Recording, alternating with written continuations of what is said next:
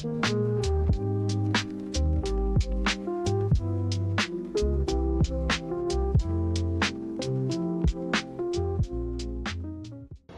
tarde, meu nome é Cristiane Monteiro, sou presidente da Comissão de Animais do AB aqui de Búzios e presidente do Instituto Larissa Saroeto, que é uma ONG que atua na preservação do meio ambiente, tanto dos animais domésticos, silvestres, enfim, toda essa questão ambiental.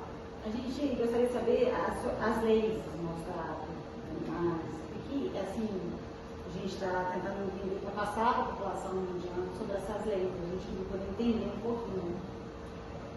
Vamos começar do início, assim, bem para as pessoas poderem entender como começou o direito ambiental. O direito ambiental começou no fim do século XIX. Foi XIX?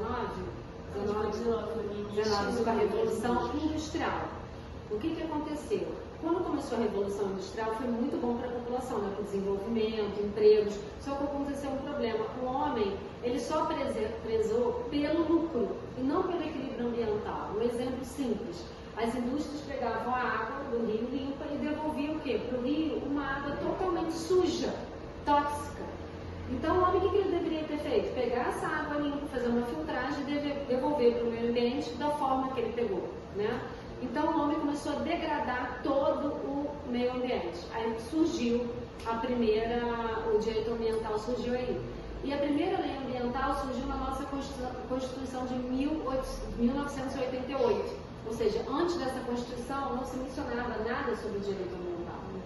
Tinha sobre o Código Florestal. Só que o Código Florestal, por que passou a existir o Código Florestal? Não era para defender o meio ambiente, sim para defender a questão da caça, como seria feita a caça, né, de certos animais, não era com o escopo de preservar.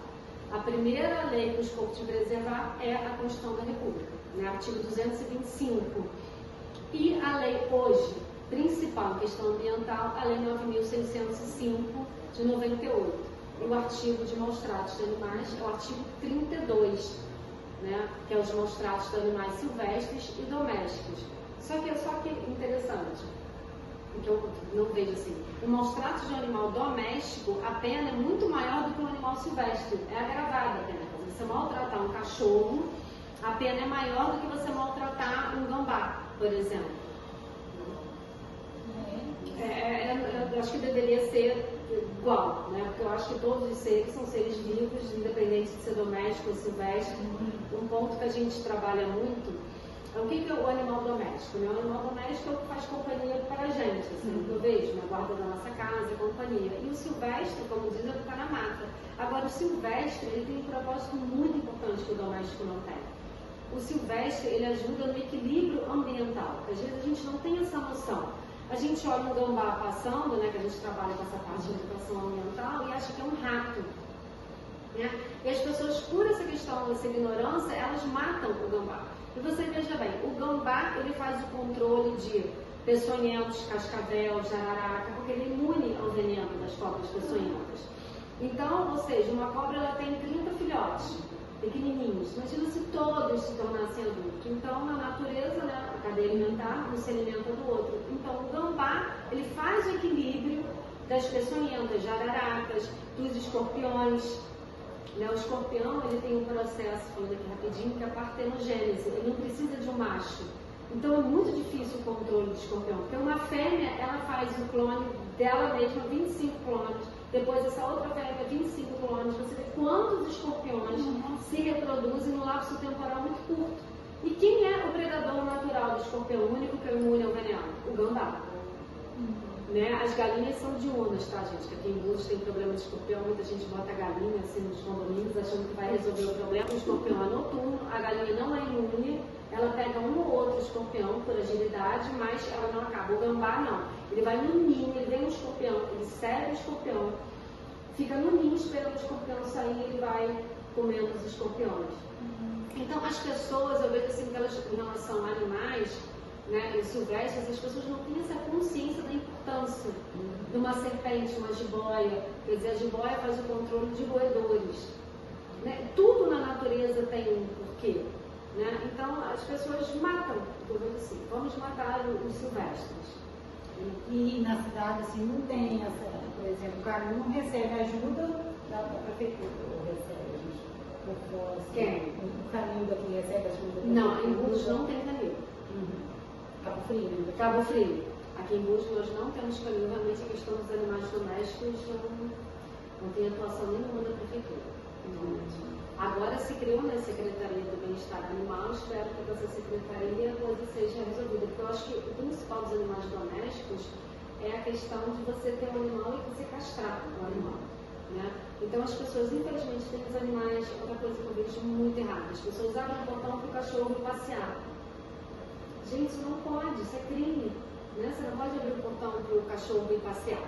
Né? Se você quer, ninguém é obrigado a ter um animal. A partir do momento que você tem aquele animal, você tem que ter uma responsabilidade, né? De você vacinar, por questão de saúde pública, né? Você tem que manter o animal dentro da sua residência, não pode deixar ele passear, porque o animal é inimputável. Né? Ele pode avançar em outro animal, ele pode ser atropelado, no passar da doença, ele vai cruzar, não sei se não estiver castrado. Então eu vejo que no dia a dia as pessoas não têm a menor responsabilidade com os animais domésticos. Ele tem a consciência que vai sair. Não, a gente recebe muito. É inacreditável o que passa no ser humano. Pegar um cachorro e maltratar aquele animal. Então, assim, a gente recebe muita ligação. O que fazer, né, em questão de maus tratos, tanto dos animais domésticos quanto os silvestres? Primeiro, a gente tem que ter provas. Né? Em tudo a gente tem que ter provas. Qual é a prova? Se tiver uma filmagem, testemunha, porque às vezes as pessoas têm medo de ir na delegacia testemunhar porque é vizinho, com medo do vizinho, de ser ameaçado. Mas, infelizmente, para a gente coibir, tem que ter, pegando isso, né, o animal vai ter um laudo veterinário para comprovar que aquele animal sofre maus tratos. Tem animais que você nem precisa, né, de laudo veterinário. Né? Mas, enfim, o procedimento é esse. Você tem a prova, você tem um laudo veterinário e uma outra problemática que a gente tem em relação aos maus tratos, que é fazer o que com aquele animal. Com os animais silvestres é mais fácil. Quando a gente recebe denúncias de maus tratos de silvestres, imediatamente a gente tira o animal, faz o laudo, cuida desse animal e depois reproduz na natureza. É mais fácil. E por incrível que pareça, a gente recebe um pouco problemas de maus tratos. Agressão física, as pessoas batem, espancam o animal, tiro, chega muitas aves que levaram tiro de chumbinho, as pessoas brincando de atirar. Animal doméstico também, espancados, né? Tem uns que amarram e deixam, se mudam, o cachorro fica amarrado. Passa fome, passa sede, questão do cuida de carrapato, pulga, então os cachorros cheios de doença, né? E ficam presos na corrente, ali, esquecidos, esquecem da comida, cheios de fezes, não tem asepsia adequada. Então, a gente recebendo essa denúncia, o que a gente faz? Eu sempre fui na residência da pessoa para poder aferir se aquilo é verídico ou não. Você vai na residência, você verificou, você faz uma filmagem, água suja, não tem ração, um cachorro cheio de cocô, doente, magro, você vê que olha no bicho, você vai ver que não está bem. Aí retira o animal, leva para o veterinário, pega o laudo, vai para a delegacia. Só que o pior problema é o após. Essas pessoas já recebem a pena, é multa. Exatamente. Isso a gente consegue, mas a minha problemática vai devolver esse animal. Até esse negócio de castromóvel que eles estão tentando fazer para castrar. Tem que ter o castromóvel. Né? Para a gente impedir, porque o gato ele tem ninhada de 2, 3 meses, imagina a quantidade de gatinhos. Então a pessoa tem que ter aquele animal, tem que vacinar o animal, tem que castrar. Os arrumes, né? Exatamente, o que é uma luta. É uma luta diária. Muito cachorro abandonado, gato, causa acidente na estrada, nada sem cachorro. Não, cavalos também. As pessoas têm cavalos, deixam cavalo solto. No estado, eu acho que para a pessoa ter um animal tinha que ter chipado aquele animal com o nome do proprietário, para depois você ter um cachorro pela rua, não é de ninguém, né? E conscientizar as pessoas, né? Porque é um trabalho, exatamente. A gente faz isso em escolas, né, conversando com as crianças, palestras. Eu acho que a educação é a base. Se a gente mostrar para a criança a importância daquele animal, o que se pode fazer para melhorar, eu vejo que a criança, elas perguntam, elas gostam de participar, elas querem aprender.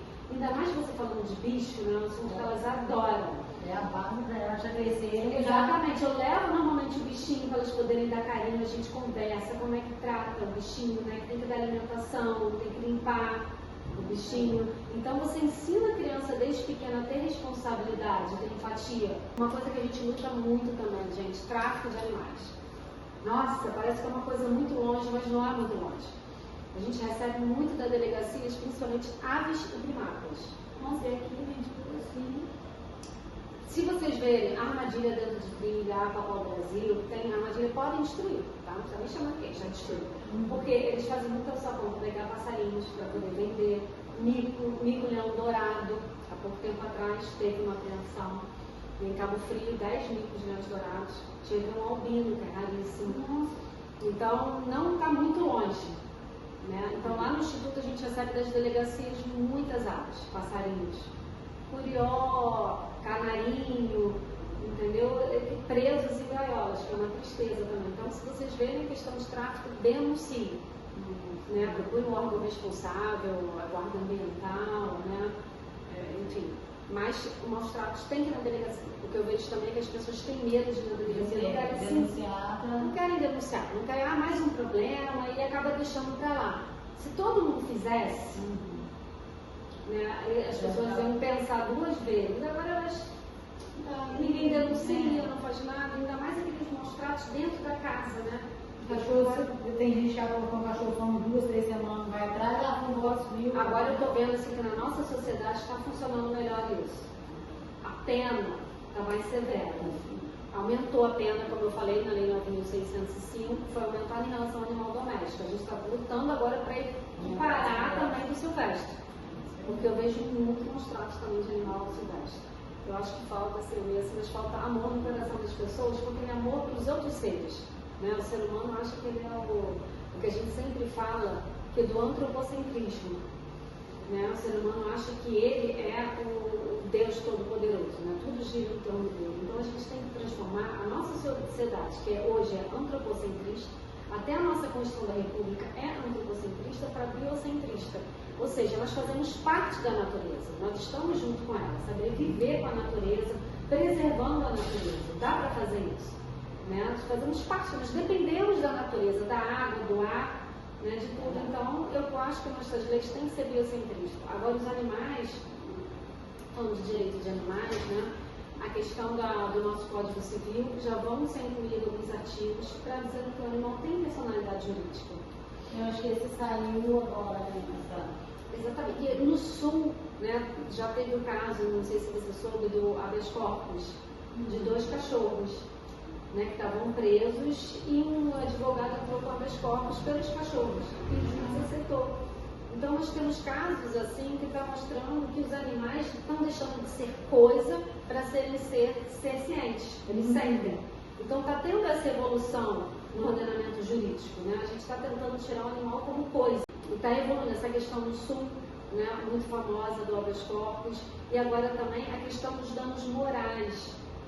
Né, porque o ordenamento jurídico, a justiça já está aceitando a família multiespécie.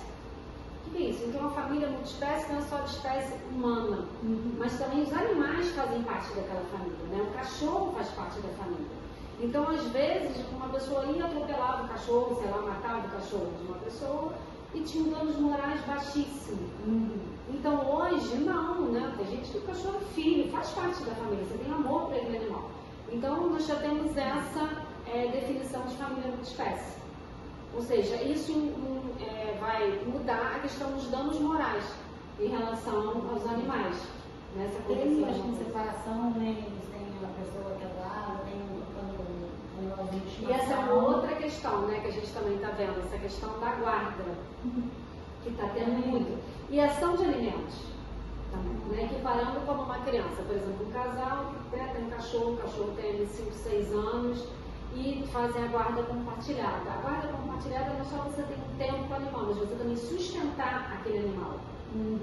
Né? Porque um casal, normalmente, uma analogia, né? O pai saiu de casa e ele manda uma pensão alimentícia para o filho. Seria mais ou menos esse mesmo raciocínio. Né? O tutor saiu de casa e ficou com o outro tutor. Esse tutor que saiu tem que ajudar também na alimentação, né, do cachorro. Então, isso aí a gente acha que está longe, mas já tem vários entendimentos.